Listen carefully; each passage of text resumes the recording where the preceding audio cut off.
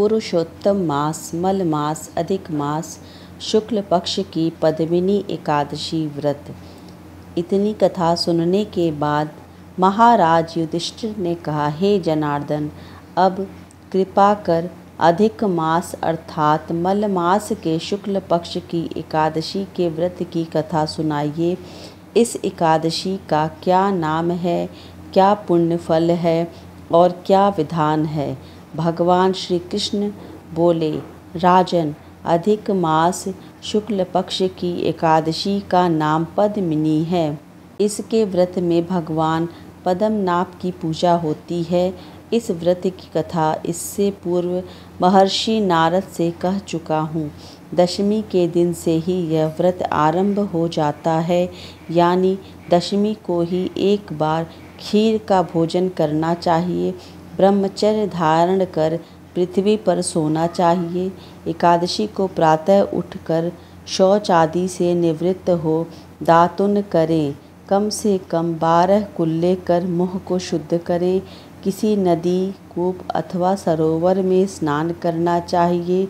गोमय, मृतिका, तिल, कुश और आंवले के चूर्ण से विधिवत स्नान करना चाहिए। स्नान के पूर्व मृतिका का लेपन करें और प्रार्थना पूर्वक स्मरण करें कि हे मृतके, भगवान ने वाराह रूप धारण कर तुम्हारा उद्धार किया है। ब्रह्मा एवं कश्यप द्वारा आप अभिमंत्रित की गई हो, अतः आप मुझे भगवान की पूजा करने की शक्ति प्रदान करो। हे ब्रह्मा के मुख से उत्पन्न होने वाली और समस्त संसार को पवित्र करने वाली, आप मेरे अंगों को पवित्र और शुद्ध करो। हे शंख चक्र गदा और पद्मधारी देवाधिदेव जगन्नाथ, आप मुझे स्नान करने की आज्ञा दें। इस प्रकार कहकर वरुण मंत्र का जप करता हुआ स्नान करें। गंगा आदि उत्तम तीर्थों के अभाव में उनका स्मरण करता हुआ स्नान करें और धोया हुआ साफ वस्त्र धारण करें। संध्या वंदनादि नित्य कर्मों से निवृत्त हो भगवान के मंदिर में जाकर उनकी पूजा करें। राधिका सहित भगवान की स्वर्ण प्रतिमा अथवा शंकर सहित पार्वती की स्वर्ण प्रतिमा का विधिवत पूजन करें। धान्य के ऊपर कांसे का, तांबे का अथवा स्वर्ण या मिट्टी का घड़ा स्थापित कर उसके मुख पर जिस चीज़ का घट हो उसी का पात्र रख उसे सुगंधित द्रव्यों और वस्त्रों द्वारा अलंकृत करें। तब उसके ऊपर भगवान की प्रतिमा स्थापित कर विधिवत पूजन करें। पुष्प, गंध और ऋतु फलों का यथाशक्ति नैवेद्य लगावें और फिर भगवान के सम्मुख रात भर जागरण करते हुए नृत्य करें। उस दिन किसी पतित अथवा ऋतुमती स्त्री का स्पर्श न करें। मिथ्या भाषण एवं देवगुरु की निंदा न करें। इस एकादशी का निर्जल ही व्रत करना चाहिए। अशक्त हो तो जलपान या फलाहार का अवलंबन लेना चाहिए।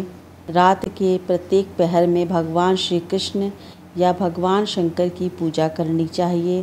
पहले पहर में नारियल का फल, दूसरे पहर में बिल्वपत्र, तीसरे पहर में सोना फल और चौथे पहर में पूंगी फल अर्पण करना चाहिए। इस प्रकार नैवेद्य लगाने से क्रमानुसार अग्निष्ठ होम, वाजपेय, अश्वमेध और राजसूय यज्ञ का पुण्य फल प्राप्त होता है तथा पृथ्वी में उपस्थित समस्त तीर्थों के करने का पुण्य फल प्राप्त होता है। इस प्रकार पूजन करता हुआ रात भर जागरण कर सूर्य उदय होने पर स्नान कर भगवान का पूजन करें और ब्राह्मणों को भोजन करा भगवान की प्रतिमा एवं घट इत्यादि उनको दान करें। हे राजन, पद्मिनी एकादशी के विधि का विधान तो मैं समुचित तुम्हें सुना चुका हूँ।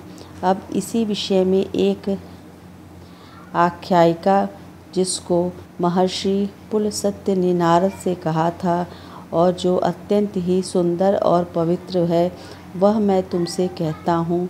ध्यानपूर्वक सुनो। एक बार कार्तवीर्यार्जुन ने रावण को बंदी बना लिया था और पुलस्त्य ने जाकर उसे मुक्त कराया था। इस कथा को सुनकर नारद जी ने पुलस्त्य जी से पूछा, हे भगवान, यह बात मेरी समझ में नहीं आती है कि त्रैलोक के विजयी रावण को कार्तवीर्य ने किस प्रकार बंदी बना लिया था। नारद जी के वचन सुनकर पुलस्त्य जी ने कहा, नारद, अब तुम कार्तवीर्य की उत्पत्ति सुनो तो तुम्हारी समझ में आ जाएगा। त्रेता युग में कृतवीर नामक एक महाप्रतापी राजा हुआ था। यद्यपि उसके महल में एक से एक सुंदरी रानियां थीं, तथापि पुत्र किसी को नहीं था। उस राजा ने महर्षियों के उपदेशानुसार अनेकों राजसूय और अनेकों अश्वमेध यज्ञ किए, मगर कोई परिणाम नहीं निकला। तब राजा अत्यंत उदास और दुखी रहने लगा। सोचते सोचते तप करने के लिए जाने का निश्चय कर राज्य का भार मंत्री के मत्थे से तपस्या करने चला गया। यह समाचार सुनकर उसकी एक रानी, जिसका नाम प्रमदा था, अपना वेश तपस्विनी का बनाकर राजा के साथ निकल पड़ी। वन में जाकर राजा ने 1000 वर्ष पर्यंत तपस्या की, मगर कोई फल प्राप्त नहीं हुआ। यह देख प्रमदा को दुख हुआ। एक दिन वह अनुसुईया के आश्रम में जा उनको प्रणाम कर उन्हें अपना समस्त वृत्तांत कह सुनाया। हे देवी, मुझे कोई ऐसी युक्ति बताइए जिससे मेरा मनोरथ पूर्ण हो। रानी की समस्त राम कहानी सुन देवी अनुसुईया ने कहा, तुम अधिक मास जो 32 महीनों के बाद आता है और उनमें 2 एकादशियाँ होती हैं, पद्मिनी और परमा, ये दोनों ही एकादशियाँ अतुल और अक्षय फल को देने वाली होती हैं। अस्तु, तुम इन दोनों ही एकादशियों का व्रत कर भगवान का पूजन और भजन कीर्तन कर रात्रि में जागरण करो, तुम्हारी मनोकामना अवश्य ही पूर्ण होगी। रानी देवी अनुसुईया से व्रत का विधान सुनकर अपने आश्रम में आई और पद्मिनी का व्रत निराहार और निर्जल रहकर रात्रि जागरण और कीर्तन किया। व्रत के समाप्त होते ही भगवान कमलनाथ प्रकट हुए और रानी से कहा, वर मांगो।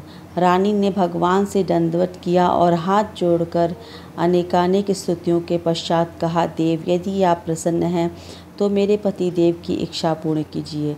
रानी के ऐसे वचन सुनकर भगवान ने राजा से कहा, हे राजन, तुम्हारी स्त्री ने पद्मिनी का व्रत करके मेरी आराधना और पूजा की है। अस्तु, मैं प्रसन्न होकर कहता हूँ, तेरी जो भी इच्छा हो वह वर मांगो।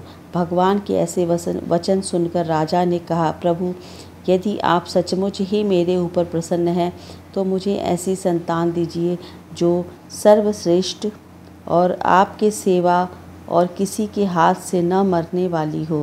राजा के ऐसे वचन सुनकर भगवान तथास्तु कहकर अंतर्ध्यान हो गए। राजा भी प्रसन्न हो रानी के साथ अपनी राजधानी में आए। यथा समय रानी प्रमदा के गर्भ से कार्तवीर्य का जन्म हुआ, जिसके समान तीनों लोकों में कोई नहीं था। यही कारण है कि उसने रावण को बंदी बना लिया था।